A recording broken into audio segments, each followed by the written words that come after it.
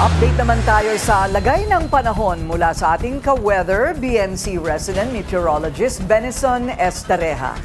Kumusta kaya ang weather sa may Senate? Benison. Well, Corina, patuloy pa rin po yung epekto ng mainit na easterlies or hanging silanganin sa Luzon, including sa Senate, gayon din po sa Visayas, habang patuloy na binabantayan yung tropical depression or mahinang bagyo na may local name na Kaloy sa loob ng Philippine Area of Responsibility.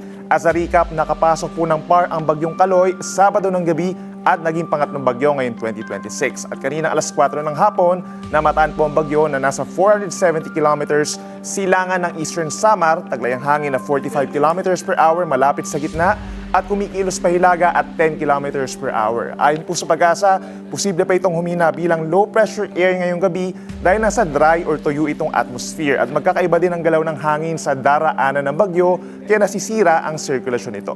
Samantala, isa pang LPA din pong namataan mas malayo sa ating kalupaan at huling namataan more than 1,700 kilometers silangan ng Mindanao pero hindi ito nakikitang lalapit ng ating kalupaan at hindi rin makakaapekto sa ating panahon.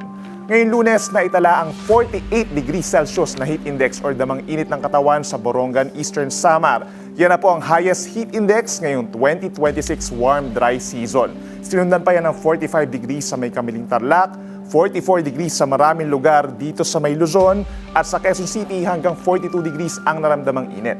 Bukas, araw ng Martes, higit 29 pa na lugar or nasa 1/3 ng mga Pag-asa stations ang posibleng makaramdam ng mga panganib na heat index. Gaya pa rin ng Tuguegarao, Cagayan, Etiaga, Isabela, Kasiguran, Aurora, habang bukas sa may Quezon City nasa 41 degrees pa rin po. Kaya ka-weather, iwasan pa rin ang pagbibilad sa araw mula alas 10 ng umaga hanggang alas 4 ng hapon para hindi mauwi sa sakit gaya ng sunburn at heat stroke. Sa weather forecast ng Pag-asa ngayong Martes, May 12, wala pa rin aasahang matindi at tuloy-tuloy na ulan sa Luzon at bagkus ay mananatili pa rin mainit sa maraming lugar.